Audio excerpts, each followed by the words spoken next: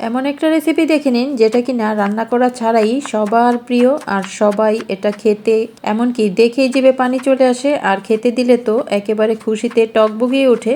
রান্না ছাড়া এরকম সহজ একটা খাবার যদি কাউকে দেয়া যায় সে তো খুশি হবেই, আর আপনিও খুশি হবেন। আর শীতের বিকেলগুলোতে এই মাখাটা খেলে শীতটাও কমে যাবে, আর প্রাণ ভরে মন ভরে খাওয়া যাবে ঝাল ঝাল এই মাখাটা। তো চলুন কথা না বাড়িয়ে শুরু করা যাক। আমি এখানে টমেটো কুচি করে নিয়েছি, কাঁচামরিচ কুচি করে নিয়েছি, এবার পেঁয়াজ কুচি করে নেব, একেবারে ঝুরি ঝুরি করে কুচি করে নিয়েছি। আর নেব হচ্ছে ধনেপাতা কুচি, এগুলো অবশ্যই লাগবে, এগুলো ছাড়া যেন এই মাখাটা একেবারেই চলবে না। এবার আমি এগুলোকে একটু থেতো করে নেব। অনেকে আবার বলবেন যে এটা আবার থেতো করার কি হলো, এটা তো এমনিতেই খাওয়া যায়। তো আমার কাছে মনে হয় থেতো করে নিলে বেশি মজা হয়, পেঁয়াজের গন্ধটাও থাকে না, সবকিছু একেবারে ভর্তা হয়ে যাবে।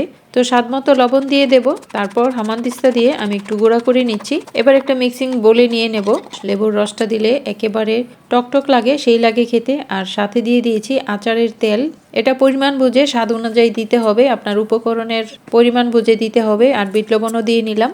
ঝোল সহ 2 টুকরা মাংস দিয়ে দিলাম, আমি দিয়েছি বিফ অথবা চিকেন, যে কোনো একটা মাংস বা মাংসের ঝোল দিয়ে নিলে খেতে আরো বেশি মজা হয়। দিয়ে দিলাম চানাচুর একসাথে মেখে, তারপর দিয়ে দিলাম কিছু মুড়ি। এবার সবকিছু একসাথে আমি হাতে মেখে নিলাম। এই মুড়ির ভর্তাটা দেখুন, এটা দেখেই জিভে পানি চলে আসে, আর খেতে দিলে তো কত মজা হবে সেটা তো দেখেই বোঝা যাচ্ছে, একেবারে মাখা মাখা ঝাল ঝাল সেই মজা। তো আমি বাটিতে নিয়ে নিয়েছি, আর উপর থেকে আরো কিছু ঝোল ছড়িয়ে দিয়েছি, তাই খেতে আরো বেশি মজা হবে। তো বিকেলবেলা যারা মুড়ি মাখা খেতে পছন্দ করেন তারা এভাবে মুড়ির ভর্তা করে খেয়ে দেখুন, অসাধারণ।